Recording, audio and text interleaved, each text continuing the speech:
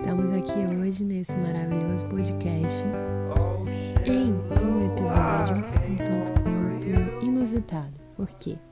Meu plano é fazer com que haja uma organização minimamente pensada, desenhada, não sei. Uma organização organizada, no caso. Mas, gente, eu tava lendo Hebreus 11 esses dias e eu fui muito impactada. Então, claro, nós vamos começar a ler Hebreus aí do início, depois seguir uma linha de pensamento, mas já vamos deixar Hebreus 11 lido aí. E, não sei, eu achei muito especial. Eu acho que talvez seja isso que você esteja precisando ouvir agora, nesse momento. Então, espero que você seja abençoado. Amém, galera? Então, vamos lá. Eu tô lendo na versão NVI, tá? Quem quiser acompanhar aí na NVI também, é só procurar. Vamos lá. Agora é sério. Exemplos de fé. Ora, a fé é a certeza daquilo que esperamos e a prova das coisas que não vemos. Pois foi por meio dela que os antigos receberam bom testemunho. Pela fé, entendemos que o universo foi formado pela palavra de Deus, de modo que aquilo que se vê não foi feito do que é visível. Pela fé, Abel ofereceu a Deus um sacrifício superior ao de Caim. Pela fé, ele foi reconhecido como justo, quando Deus aprovou as suas ofertas. Embora esteja morto, por meio da fé ele ainda fala. Pela fé, Enoque foi arrebatado, de modo que não experimentou a morte, e já não foi encontrado, porque Deus o havia arrebatado. Pois antes de ser arrebatado, recebeu testemunho de que tinha agradado a Deus. Sem fé é impossível agradar a Deus, pois quem dele se aproxima precisa crer que ele existe e que recompensa aqueles que o buscam. Pausa. Gente, o que é isso? Olha que coisa linda, cara. Enoque foi arrebatado, de modo que não experimentou a morte. Já não foi encontrado porque Deus o havia arrebatado. Nossa, meu Deus. Eu achei isso muito lindo. Mas vamos seguir. 7, versículo 7. Pela fé, Noé, quando avisado a respeito de coisas que ainda não se viam, movido por santo temor, construiu uma arca para salvar sua família. Por meio da fé, ele condenou o mundo e tornou-se herdeiro da justiça, que é segundo a fé. Pela fé, Abraão, quando chamado, ofereceu e dirigiu-se a um lugar que mais tarde receberia como herança, embora não soubesse para onde estava indo. Pela fé, peregrinou na terra prometida como se estivesse em terra estranha, viveu em tendas bem como Isaque e Jacó, co-herdeiros da mesma promessa. Pois ele esperava a cidade que tem alicerces, cujo arquiteto e edificador é Deus. Nossa, gente, isso é muito forte, porque talvez você esteja hoje nesse processo, sabe? Em que Deus te manda levantar e ir para uma terra prometida, mas uma terra que você nem sabe qual é. E Ele só manda você andar esse caminho. E nossa, isso é muito especial, cara. O especial é que Deus, Ele fala conosco, Ele tem promessas para nós, Ele nos manda fazer certas coisas. E mesmo que a gente não chegue lá, porque é isso que vai falar depois, que alguns não chegaram na promessa, esse caminho é tão especial, sabe?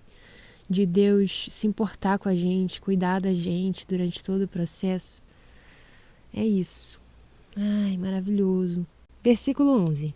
Pela fé, Abraão e também a própria Sara, apesar de estéril e avançada em idade, recebeu poder para gerar um filho, porque considerou fiel aquele que lhe havia feito a promessa. Assim, daquele homem, já sem vitalidade, originaram-se descendentes tão numerosos como as estrelas do céu e tão incontáveis como a areia da praia do mar. Uau! Todos esses viveram pela fé e morreram sem receber o que tinha sido prometido, viram-no de longe e de longe o saudaram, reconhecendo que eram estrangeiros e peregrinos na terra. Vamos repetir. Todos esses viveram pela fé e morreram sem receber o que tinha sido prometido. Jesus! Viram-no de longe e de longe o saudaram, reconhecendo que eram estrangeiros e peregrinos na terra. Gente, sabe o que é estrangeiros e peregrinos na terra? Nós somos estrangeiros e peregrinos. Nós estamos andando aqui, mas nosso lugar não é aqui, sabe? Nosso lugar está no reino com Cristo. Então eu entendi que isso aqui é uma metáfora. O que foi prometido a nós foi o quê? A volta de Jesus. Então é isso que é a nossa promessa última, né? Por mais que a gente queira coisas aqui, por mais que Deus queira nos abençoar com certas coisas aqui, mas a nossa maior missão é encontrar Jesus na eternidade. Então aqui nós somos apenas passageiros. Nós nascemos e morremos e a gente está indo nesse caminho da eternidade de encontrar Jesus. Amém? Versículo 14. Os que assim falam mostram que estão buscando uma pátria. Se estivessem pensando naquela de onde saíram, teriam a oportunidade de voltar. Em vez disso, esperavam eles uma pátria melhor, isto é, a pátria celestial. Viu? É isso que eu estava falando. A gente está em busca de uma pátria celestial. A gente sai da nossa terra para ir para uma pátria celestial. Por essa razão, Deus não se envergonha de ser chamado o Deus deles e lhes preparou uma cidade. Pela fé, Abraão, quando Deus o pôs à prova, ofereceu Isaque como sacrifício. Aquele que havia recebido as promessas estava a ponto de sacrificar o seu único filho, embora Deus lhe tivesse dito, por meio de Isaque, a sua descendência será considerada. Abraão levou em conta que Deus pode ressuscitar os mortos e figuradamente recebeu Isaque de volta dentre os mortos. Pela fé, Isaque abençoou Jacó e Esaú com respeito ao futuro deles. Rapidinho, voltando. Vocês viram o quanto Abraão amava Deus? Ele ia entregar o seu filho, né, a sua promessa, mas ele sabia que a promessa última dele não era aquilo ali. Era uma pátria celestial, que já foi falado ali. 20. Pela fé, Isaque abençoou Jacó e Esaú com respeito ao futuro deles. Pela fé, Jacó, à beira da morte, abençoou cada um dos filhos de José e adorou a Deus, apoiado na extremidade do seu bordão. Pela fé, José, no fim da vida, fez menção ao êxodo dos israelitas do Egito e deu instruções acerca dos seus próprios ossos. Pela fé, Moisés, recém-nascido, foi escondido durante 3 meses por seus pais, pois estes viram que ele não era uma criança comum e não temeram o decreto do rei. Pela fé, Moisés, já adulto, recusou ser chamado filho da filha do faraó, preferindo ser maltratado com o povo de Deus a desfrutar os prazeres do pecado durante algum tempo. Por amor de Cristo, considerou sua desonra uma riqueza maior do que os tesouros do Egito, porque contemplava sua recompensa. Pela fé saiu do Egito, não temendo a ira do rei, e perseverou, porque via aquele que é invisível. Pela fé celebrou a Páscoa e fez a aspersão do sangue, para que o destruidor não tocasse nos filhos mais velhos dos israelitas.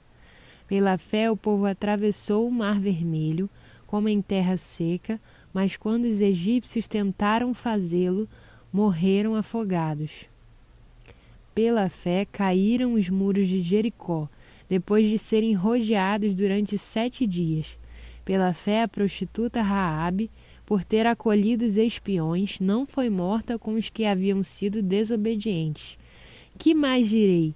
Não tenho tempo para falar de Gideão, Baraque, Sansão, Jefté, Davi, Samuel e os profetas, os quais, pela fé, conquistaram reinos, praticaram a justiça, alcançaram o cumprimento de promessas, fecharam a boca de leões, apagaram o poder do fogo e escaparam do fio da espada. Da fraqueza tiraram força, tornaram-se poderosos na batalha e puseram em fuga exércitos estrangeiros. Houve mulheres que, pela ressurreição, tiveram de volta os seus mortos. Uns foram torturados e recusaram ser libertados para poderem alcançar uma ressurreição superior. Outros enfrentaram zombaria e açoites.